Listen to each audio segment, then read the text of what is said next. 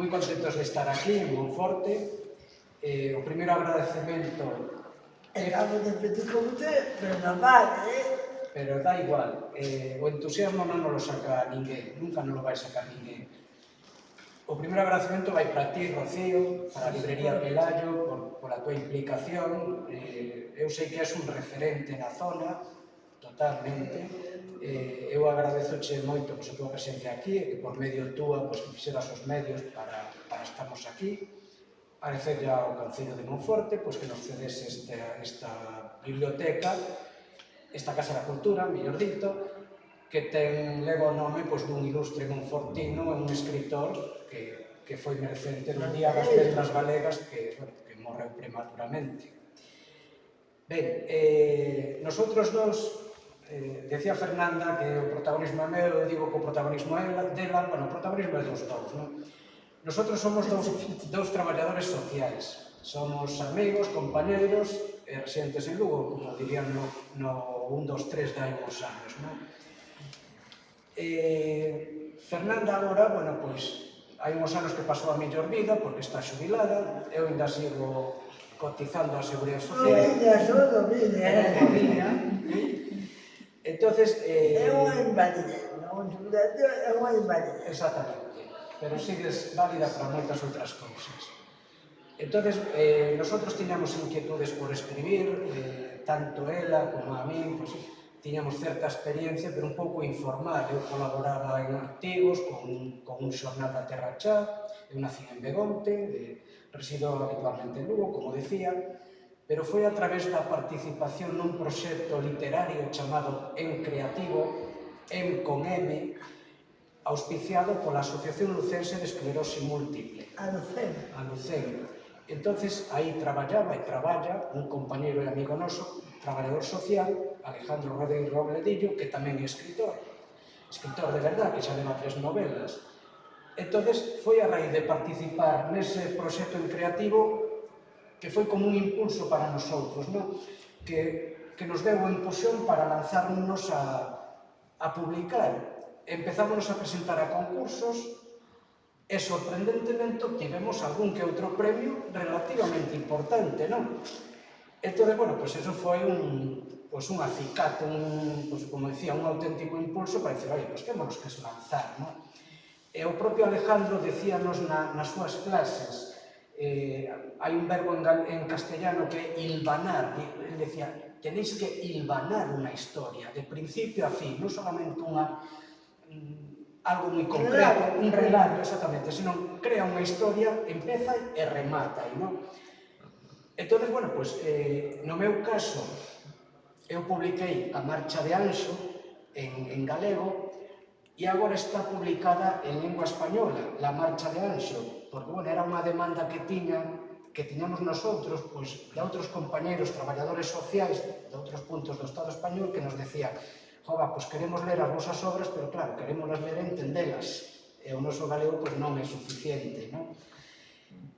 Eu teño aquí ao meu lado a Fernanda. Fernanda, a súa faceta profesional desde moi noviña, ela fixo traballo social en Madrid e traballou toda a súa vida no sector penitenciario. Hasta aí uns anos, non? Estivo na prisión de Monterroso, despois era no Servicio de Redención de Penas, non? Como se chamaba? Servicio Social Penitenciario. Servicio Social Penitenciario, que traballaba coas familias, cos presos en liberdade condicional, etc. Fernanda ten tamén, aparte desa faceta profesional, a faceta literaria. Ela participou despois xa o explicará ela mellor, pero publicou un traballo moi interesante sobre muller e discapacidade no ano 2022, las capas de la cebolla. Xa explicará ela moi brevemente en que consiste, que foi ganadora dunha beca de investigación. E despois lanzouse a publicar Turno de Vacaciones. Turno de Vacaciones é unha novela cortiña, pero moi emotiva, moi emotiva, moi impactante. Eu, cando tive a ocasión de facer algunha presentación, sempre decía, se te vas á última frase da novela, aí está resumido o que realmente se quere transmitir. Pero, bueno, non vaiades á última frase, lede desde o principio, desde o prólogo, entre outras cousas porque o prólogo escribío eu. Ya que só señor por eso, bueno, pues lede o prólogo, non vos vaiades á última frase. Pero cando cheguedes á última frase, daredevos conta o que quere transmitir Fernanda nesta novela, non? En turno de vacaciones. Entón, bueno, máis ou menos é así. Eu sobre a marcha de Anxo eran uns relatos que despois convertí nunha historia. Este é un neno que vive nas aforas dunha vila galega, pode ser nas aforas de Monforte, nas aforas de Sarria, nas aforas de calquera municipio galego. É un neno actual, ten 9 anos, é o último domingo de agosto, e el mañá e a súa familia parten para un lugar lonxano. Entón, o pequeno e a súa familia van deixar o conocido polo desconocido. Sale dar un paseo en bicicleta, empeza a recordar historias, personaxes que tiveron que ver con ela ata o día de hoxe. Porque mañá todo eso será unha historia. E todo é desde o punto de vista, desde a visión dun pequeno de 9 anos. Un pequeno actual, da Galicia actual, do mundo actual. Eu non pretendía, pero ao final está claro, porque non podemos evitar. Ao final todos escribimos, os que nos dedicamos a escribir así esporádicamente, escribimos do que sabemos, bueno, do que pensamos que sabemos algo, do que conocemos. Do que conocemos, efectivamente. Entonces, notase a deformación profesional, notase que isto escribiu un traballador social, porque eu cando acabei de escribilo, cando li, digo, ostras, pero eu non pretendía, pero é evidente, non? Porque aí aparece o problema da inmigración, o problema da inmigración, a violencia de xénero, incluso a diversidade sexual, hasta o caciquismo e o abuso de poder. E todo iso desde a visión dun neno de 9 anos, que eu puxenme na pel dun neno de 9 anos para contalo. Pero, sobre todo, incluso a discapacidade, ou canto menos, non exactamente a discapacidade... A diversidade funcional. Sí, ou tamén a típica persoa que está marxinada, digamos, non? Sí, que é un pouco estigmatizada, non? Pois non sei, o típico do que se rín todos del, ou de que é así un pouco peculiar, os problemas da terceira idade, a soidade, pero sobre todo o que eu quixen transmitir, que é a mensaxe máis importante, creo, o desacougo, esa palabra tan bonita galega, o desacougo, a desazón, diríamos en español, non? Que significa deixar o conocido polo desconocido. O que eso significa? Mañá eu deixo aquí os meus amigos, deixo aquí o fútbol, deixo aquí o meu gato que van levar as rapazas que viven detrás de nós, pero o gato igual como queda, quen lle vai ler as notas necrolóxicas a nosa veciña, que lles lea o pequeno os domingos todas, desde o luns a domingo, incluídos agradecementos, quen lle vai ler as notas a esta señora, onde xogaba o fútbol por algo que, bueno, mañá a ver o que me encontro aí, non? Entonces... vai pasar en bicicleta. Nun voltio de 1 kilómetro. El lembra todo eso nun kilómetro, que era o seu mundo estaba aí, non? Nun radio de nada, de 1200 metros. E neso no que consiste a marcha de Anxo, tanto na versión galega como na marcha de Anxo na versión castelá. E ora, paso un pouco a pelota a Fernanda. Que abrir, se podo. Sí. Que na portada hai a imaxe dun neno real. Do neno real que participaba. Fallado, non? Sí, porque ahora xa non chama droga, non é? Na marcha crítica. Na marcha crítica é un colectivo patrocinado por ti. que promove a utilización da bicicleta como medio de transporte. É un movimento a nivel mundial, e no caso de Lugo levamos 15 anos, eu son un participante habitual dese movimento. Este neno vinha a masa crítica. Moitas veces pregúntame se é autobiográfico, porque eu ando en bicicleta e tal. Para nada é autobiográfico, pero podría ser. O neno, efectivamente, é un neno real, que daquela tiña 9, 10 anos, ou se xa ten 14 ou 15, non? Nada, Fernanda, ahora paso cheo a ti a palabra, decir, xa explicará mellor Fernanda, que a traducción e a marcha de Anxo, a publicación, e igual que Turno de Vacaciones, foi na editorial Diversidade Literaria. Entón, bueno, pois eso ten tamén unha connotación que aquí Fernanda nos contará. Vale, gracias, Pablo.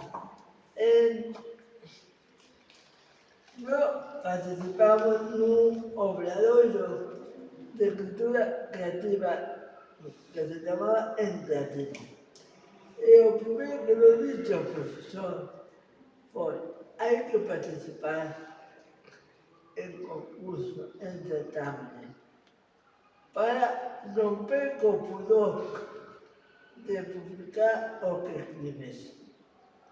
Claro, eu de sempre escribir. Eu non me sinto escritora. Me parece que é unha palabra moi grande.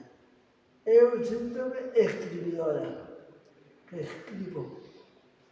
Escribo do que coñezo, con un pouco máis de imaginación. Claro, a primeira vez que fomos en Creativo, Alejandro díxome eso.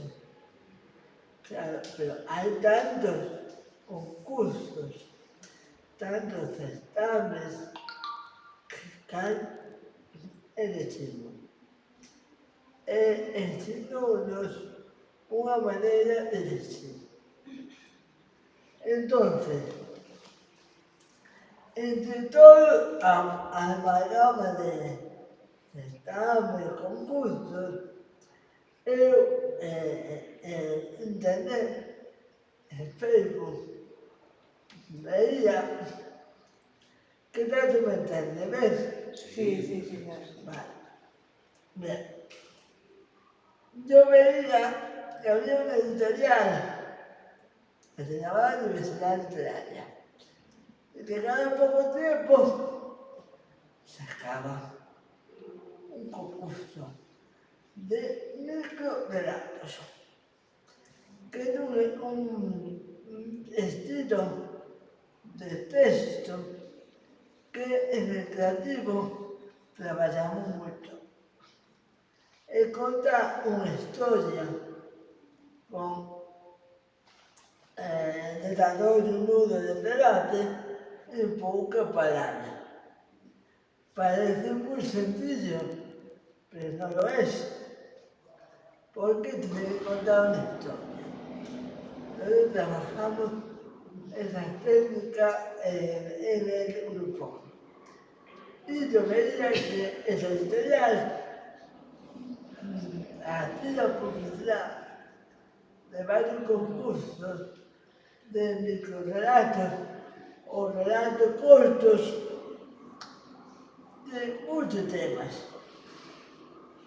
Entonces yo digo, bueno, pues una manera de romper esa barrera que yo tengo por el pudor que me da de que la gente lea lo que yo escribo y me da como vergüenza, ¿no?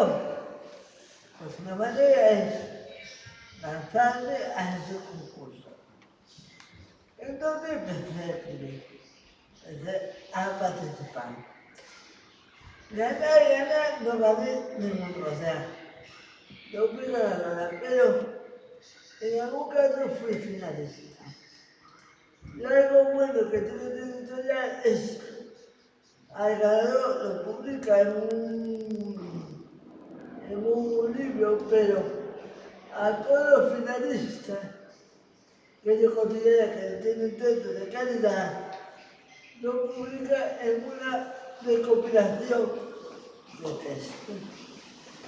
Y claro, la primera vez que vi un texto mío, corto, un pequeño relato, publicado en un libro, pues me llenó de orgullo y satisfacción. A partir de ahí, pues fui participando.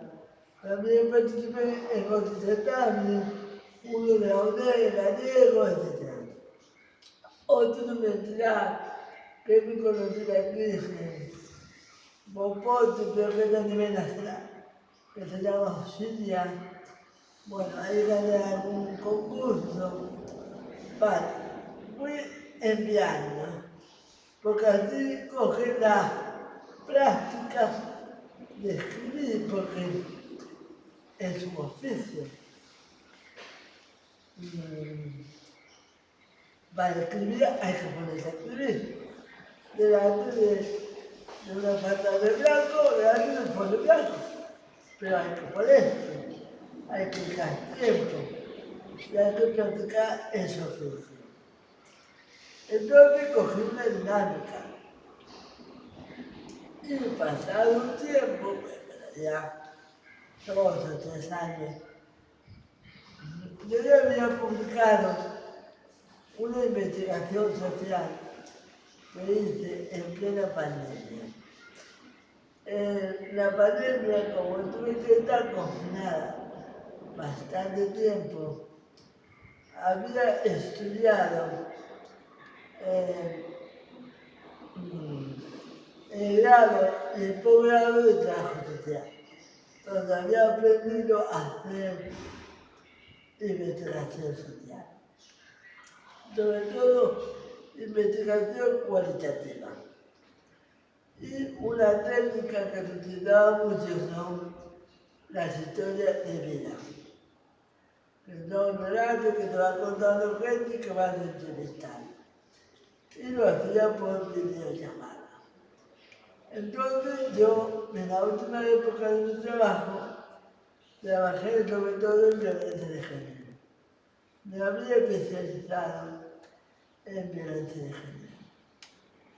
Y además, era una mujer, soy una mujer con discapacidad. Entonces decidí mezclar las dos cosas, género y discapacidad. Y siempre se piensa que ser una mujer con discapacidad sufre una doble discriminación. Pero yo voy más allá.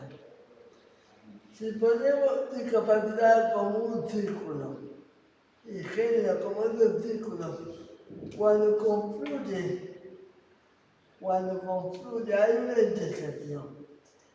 Y surge el concepto de interseccionalidad, un concepto que se utilizaba mucho en América del Norte, en Estados Unidos, para hablar de racismo. Es decir, el hecho de ser negro o negra no es que tengas una causa de discriminación, no. Esa circunstancia, junto con otras, multiplica los efectos de cada circunstancia. No es todo lo que te discrimina por ser mujer o por tener discapacidad, sino que por el hecho de ser mujer con discapacidad, tu vida está muy contaminada por esta circunstancia, influye todo lo demás, se multiplica los efectos. Entonces lo comparé con una cebolla. Cuando partes una cebolla, cada capa de la cebolla potencia el sabor, el olor de la anterior y la posterior. Entonces, todas las circunstancias que reúne una mujer con discapacidad, sobre todo las que tenemos grandes necesidades de apoyo, parte de la autonomía personal, son como capas que nos van tapando. Y cada capa potencia, multiplica los efectos. de cada circunstancia. De esta, no solo no puede andar, no puede andar desde que llega una silla a motor, con lo cual la ciudad, el entorno tiene que estar accesible. No vale solo que haya rampas. Las rampas tienen que tener una inclinación determinada. El ascensor tiene que tener un tamaño determinado. Las aceras tienen que tener una altura determinada. Entonces, no solo vamos a eliminar un escalón, no. Vamos a crear una accesibilidad accesible para todos y todas. El hecho de tener una discapacidad y de vivir en un entorno rural agrega la condición. Y pudo sacar de la edad escolar a una edad adulta, en educación permanente de adultos, porque no pudo acceder a un colegio ordinario. El hecho de tener esa discapacidad, su salud se va deteriorando. Aparentemente parecemos sanas, pero la pared cerebral nos provoca rigidez en las articulaciones, que con el tiempo nos provoca dolor y convivimos con el dolor. El hecho de tener una pared cerebral que afecta a su habla, pero no a su intelecto, conllevó a que era discriminada y que pensara que era tonta. Entonces, cada vez que quería decir algo, tenía que dar un golpe a la mesa para que fuera escuchada. Es decir, el hecho de tener mujer con discapacidad no solo se discrimina por ser mujer, por tener una discapacidad, sino que todo se multiplica. Y muchas veces nuestra vida está condicionada desde que nacemos. Entonces hay muchas maneras que luchar. Publiqué lo que se llama la Cámara de Cebolla, gracias a la obtención de una beca de una entidad de Cuenca, una entidad de discapacidad. Pero claro, yo quería algo más. Y con el tiempo, de entidad me mandó un correo diciendo, nos gusta como escribe, te ofrecemos la posibilidad de que escriba 3 relatos más largos, 3 relatos más largos, pero para participar en un libro recopilatorio de relatos de mujeres. Porque yo escribo sobre mujeres. Y ese libro nació de un proyecto de crowdfunding. ¿Sabes lo que es de crowdfunding? ¿No? Se financiaba con la venta, es decir, se editaba aquellos libros que se habían comprado previamente. Y además de este libro, uno de los premios que daba es que a la autora, ya hemos citado autora, a la autora que más libros había vendido, le daba la opción a participar en la publicación de un libro individual, con una novela individual. Yo no fui la que más libros vendí, la vendió otra compañera, fue la segunda. Pero aún así, me mandaron otro correo diciendo, nos gusta como escribes, te ofrecemos la posibilidad de publicar una novela tuya. Y me entró el pecho. Una cosa es escribir un relato de 5, 10 o 15 folios, y otra cosa es pasar ya a una novela. Entonces, claro, ya me entró un vértigo tremendo. Y a mí siempre me habían dicho que vivía toda mi vida. Hay gente que cree que es una vida peculiar. Yo digo que no, que es una vida normal, pero con superación de barreras mentales y físicas. Y no quería contar una historia de que yo nací tal. Quería contar algo simpático, pero que tuviera un trasfondo.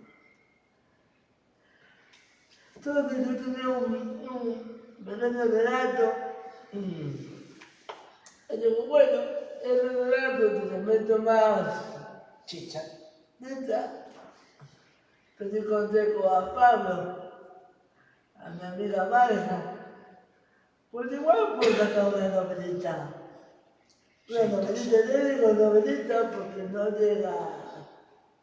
Me parece que es fácil de leer. A ver, 80 y pico páginas. Me ponía el límite entre 70 y 120, me parece, como novela corta. Entonces digo, bueno, vale, pues me lanzo. Y escribo ese relato. ¿Qué es lo que quiero decir con esta novela? Pues una de las autolimitaciones que solemos tener las personas con discapacidad son los miedos. Los miedos que solemos tener a raíz de las dificultades que tenemos. Esas dificultades del día a día provocan inseguridades. Las dificultades provocan miedo.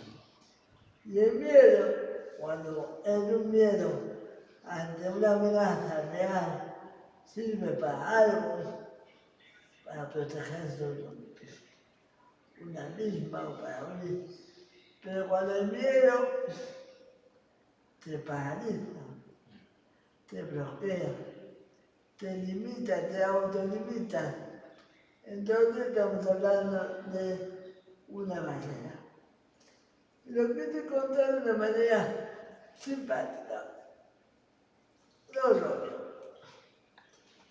De una hermana mía, desde padre de una novela de las turcas, y otra amiga me dice, bueno, tiene su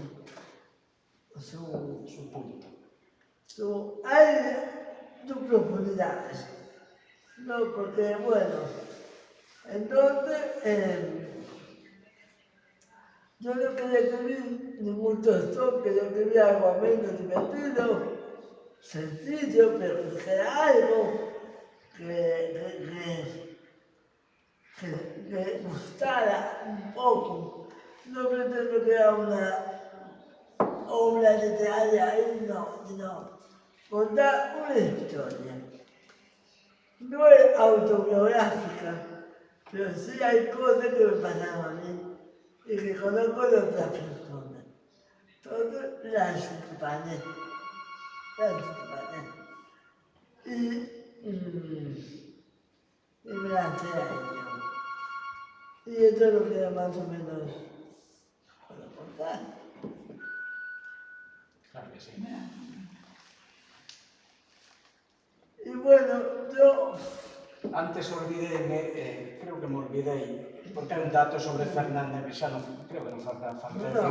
Fernanda, aparte da súa trayectoria profesional, literaria, é un referente no activismo a prol das persoas con discapacidade.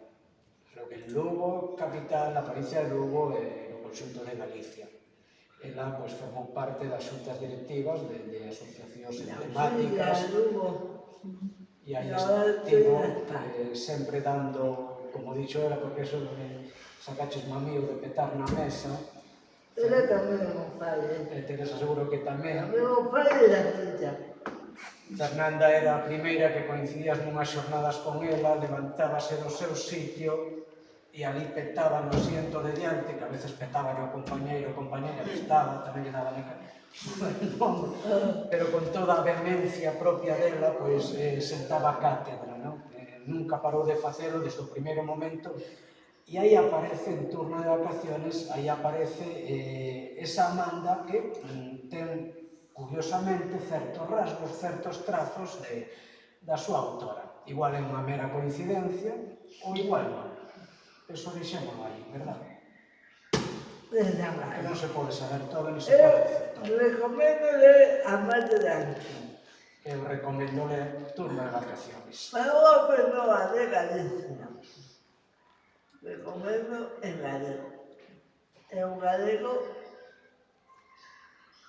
normativo, pero moi dulce, moi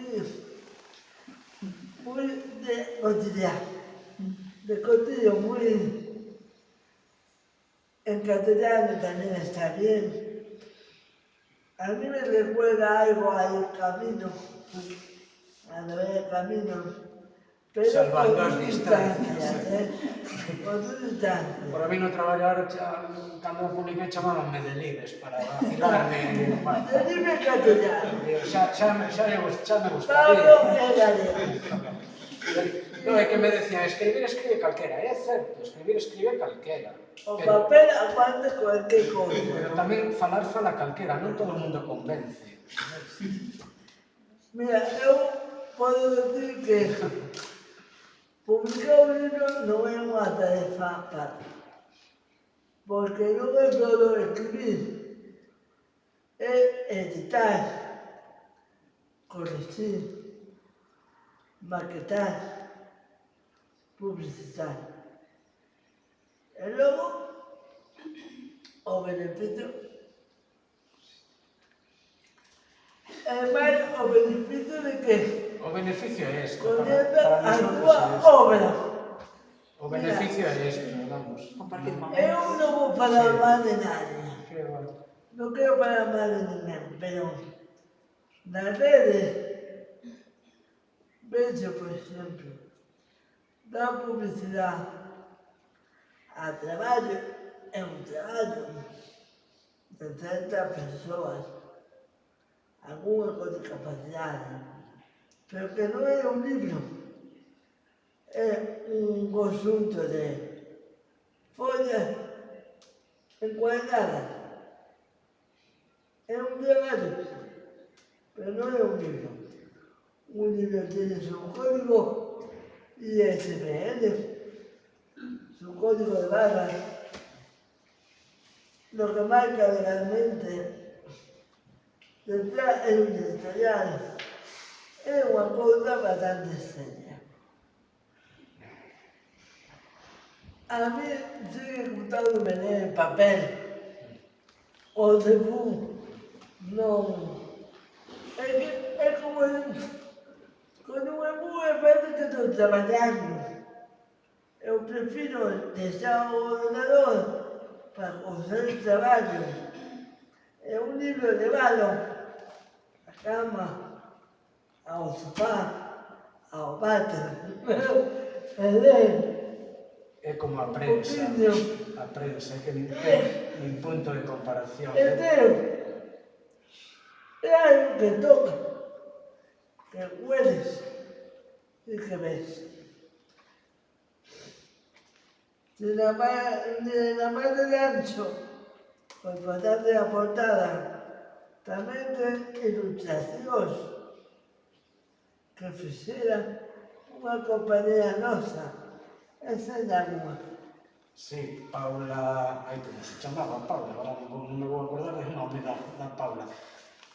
Hai 3 ou 4 ou 5, non?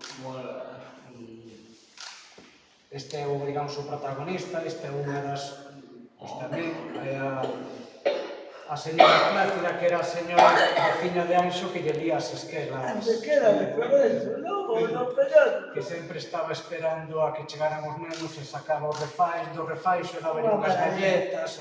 Algo así sacaba. E aquí, pois, este Domiciano que é, pois, digamos, o clásico tonto que hai en todas as parroquias, un pouco marxinado, a veces injustamente tratado, non? Ou aquí, pois, onde está o outro? Hai un moi bonito. Paula Fernández, que é unha rapaza de Lugo, que é profesora, pero tamén dedícase a ilustración. E moi ben. E, bueno, a mí, despois de escribirlo xa vos digo, quedei un pouco sorprendido e digo, joa, pero como se nota que escribe un traballo social, non? Incluso lino varias veces e é curioso como fun capaz, doume ese mérito, non? Un neno de 9 anos explicar detrás da súa casa había dúas rapazas que tiñan o pelo cortiño, que se daban a mao, que se daban un bico de vez en cando, que lles chamaban un nome raro, non? Entón, o pequeno, pois non lle sonaba ese nome, non, porque el oía a palabra putas, do outra, e digo, non, pero non son, porque non, o neno razona, e despois a mãe explícallo simplemente, e o neno queda convencido, vale, e caleo, como dicindo, caleo, é que ao final non hai ningún problema, non hai ningún problema con que a xente seña diferente, ou nada, non, o pequeno, ou incluso, pois, o da violencia de xénero, non, aquí hai unha muller, amiga de súa mãe, pois que é vítima desa violencia, non? Porque chegaba a casa a veces chorando. Chegaba a casa de súa mãe, a casa del, chorando, a veces viña con un ollo e tal, e que pasará? Algo de paz. Entón, esas reflexións que fai un neno, o abuso de poder, o caciquismo tan galego, non? De que o sufra a súa familia e o neno como conta. Incluso hai unha infidelidade de seu pai, non? Bueno, pois tamén como que o punto de inflexión tamén da novela, non? De que a partir de aí cambian as cousas e despois, bueno, pois aparece unha irmá pequeniña, non? En fin, vale a pena. Que hai que leros. Así que, graciñas. No me olvido de ilustración,